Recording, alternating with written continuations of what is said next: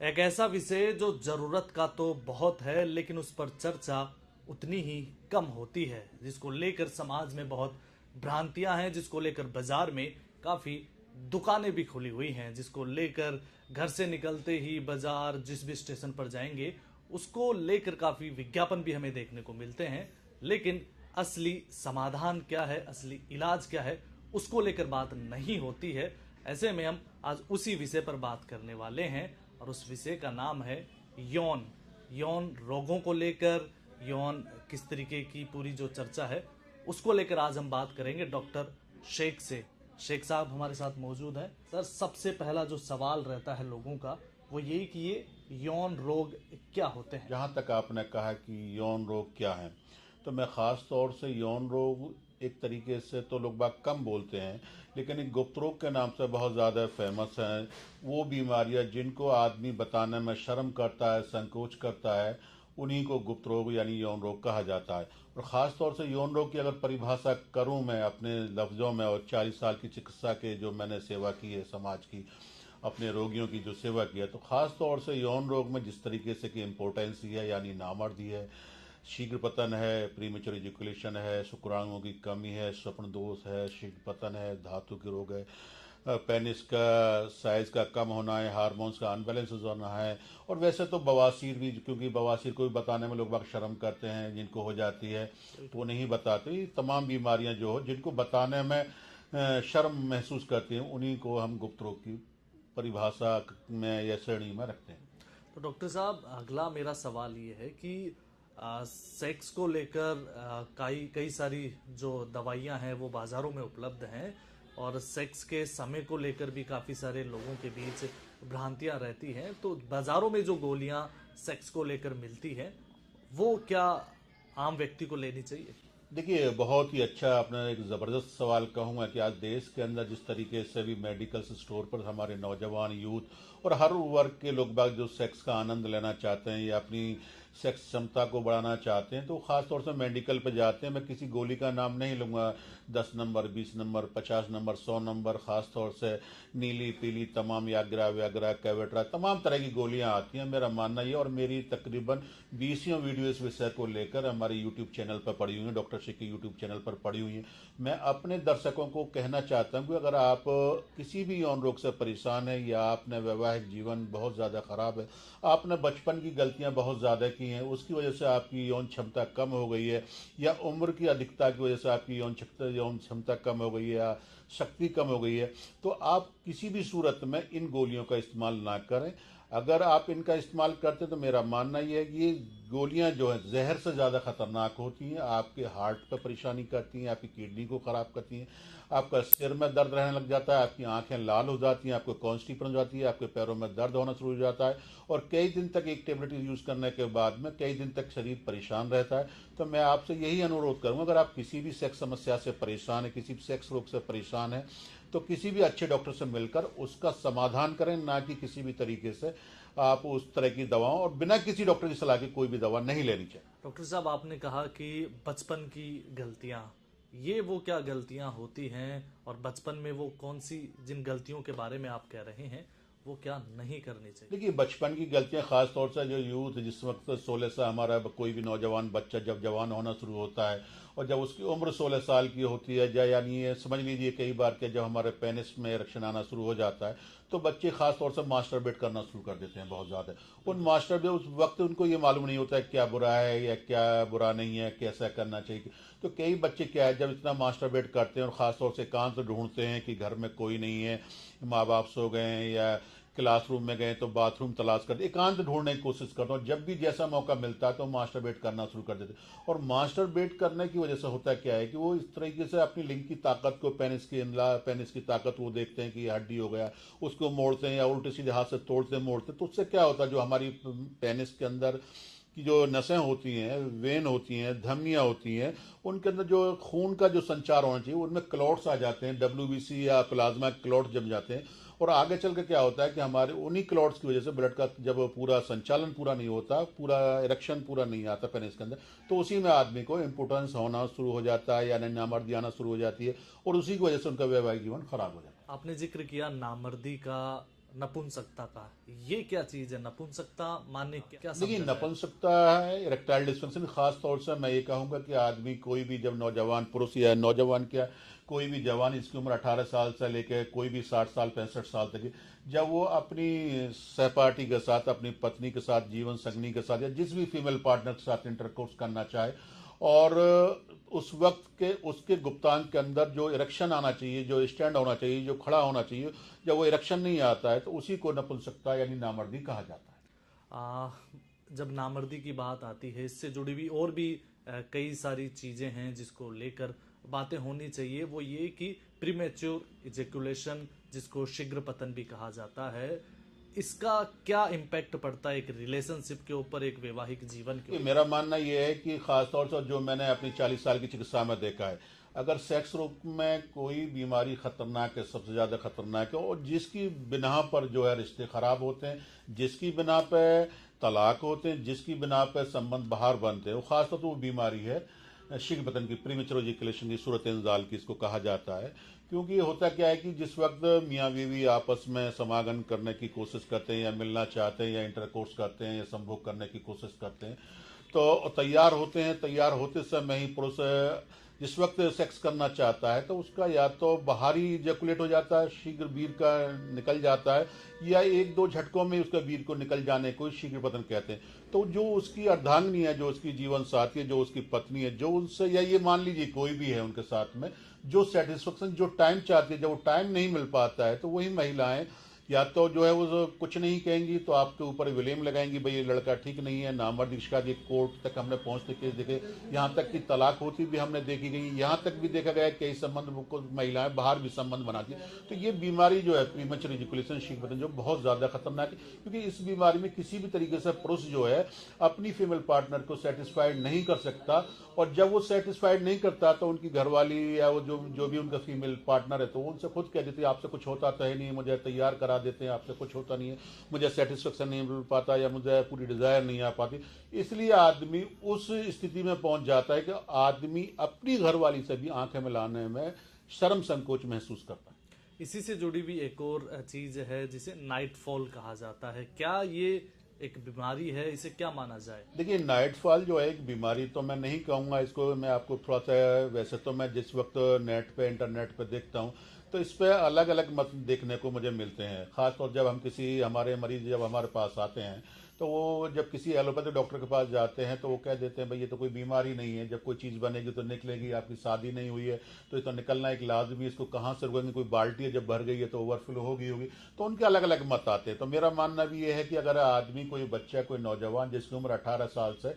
35 साल तक है, या कोई भी है शादीशुदा भी, अगर अपनी वाइफ से अलग रह रहा है और वो इंटरकोर्स करना चाहता है और इंटरकोर्स नहीं कर पा रहा था, अगर वो महीने के अंदर, एक महीने के अंदर जो है उसको 3 बार 4 बार 5 बार तक लास्ट अगर नाइटफॉल होता है, तो ये किसी बीमारी की कैटेगरी में नहीं आता। हाँ, अगर कई बार क्या होता है, बहुत से नौजवान, जैसे मैंने कहा था पिछली उस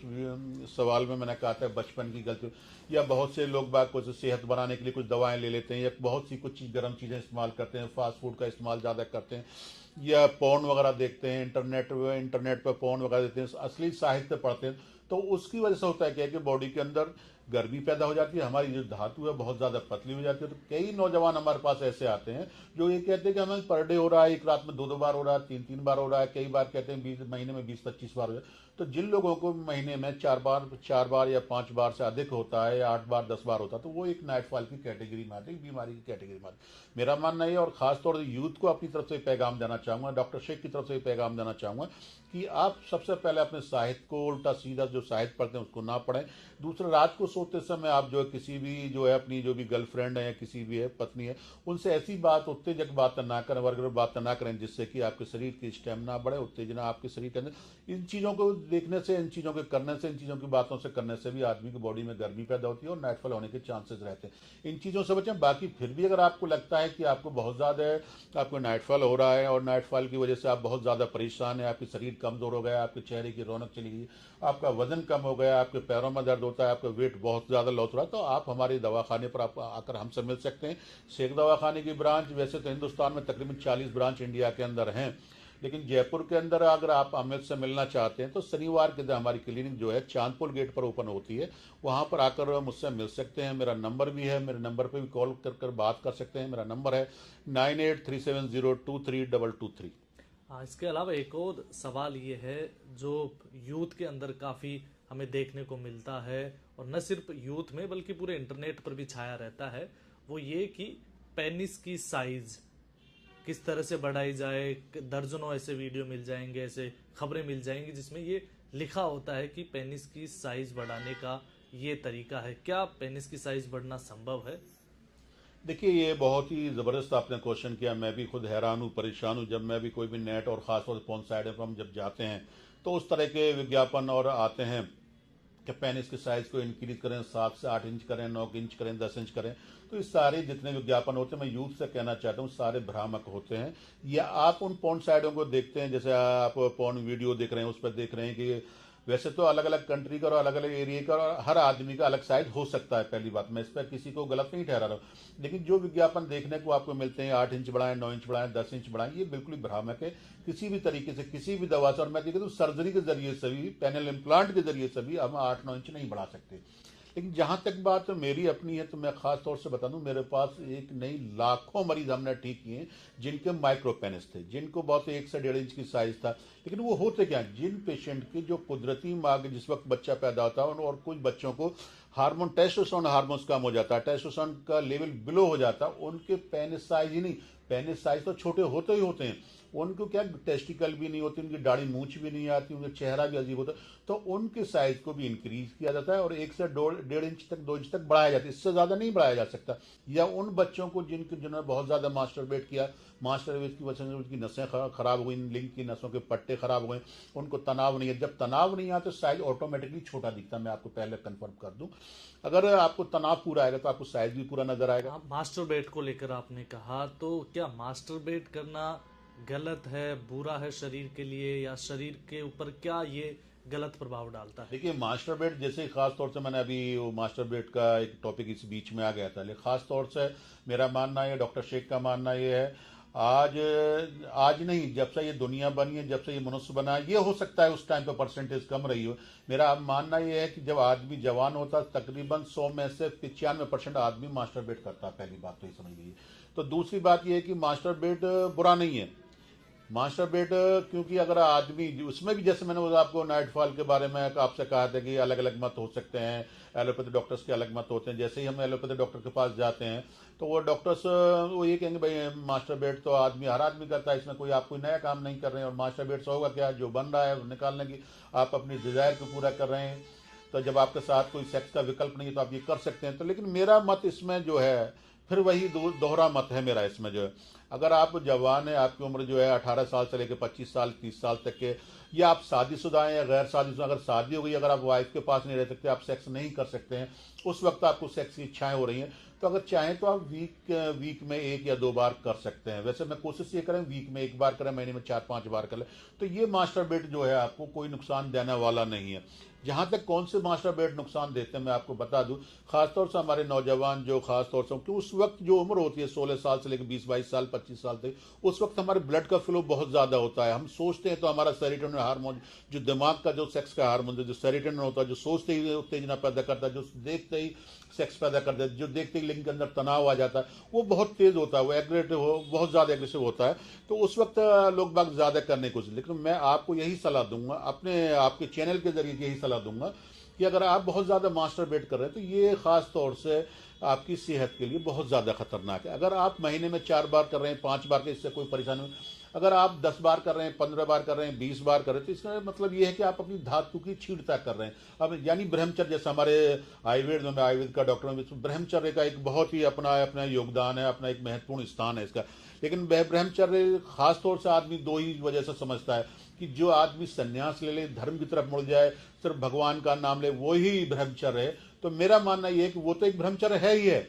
उससे आप, क्योंकि आप अपने शरीर को स्वस्थ रख सकते हैं, क्योंकि जो वीर है हमारा, अमृत है, जो शरीर की शक्ति है, ऊर्जा है शरीर की, जो है ओज है शरीर का, इससे चमक आती है आदमी के अंदर, बल पैदा होता है। लेकिन अगर आप जो है अगर आपकी उम्र जो है जैसे मैंने कहा 16 साल से 18, 20, 25, 30 साल तक की है और आपकी शादी नहीं हुई, 3 बार 4 बार करते हैं, कोई दिक्कत नहीं। इससे ज्यादा बिल्कुल ना करें। उससे भी बड़ा इस चीज में एक चीज और है, जैसे आपने क्या क्या इसके नुकसान आते हैं, तो मैं नुकसान के बारे में बताऊं। नुकसान कुछ नहीं होता, नुकसान सिर्फ ये होता है जिस वक्त नौजवान सेक्स करता है तो वो मजे के अंदर इतना मशगूल हो जाता है, इतना मतलब बिजी हो जाता है, उसको इतना आनंद आने लग जाता है, वो फिर ये नहीं सोचता कि मैं किस तरीके से कर रहा हूँ, क्या कर रहा हूँ। तो उसमें होता क्या है कि वो बच्चा जो है अपने पेनिस के साथ खेलना शुरू कर देता है और तरह तरह से वो करता है, बिस्तर पर रगड़ता है, उल्टा लेट जाता है, तकिए पे करता है, हार्ड बेड पे करता है, रगड़ता है, पेनिस को करने की कोशिश करता है। या दूसरी बात जो लिंक को मोड़ने की कोशिश है, मेरे पास कई पेशेंट ऐसे आते हैं कि हमने किसी पाइप में डाले तो उस समय लिंक क्रैक हो गया।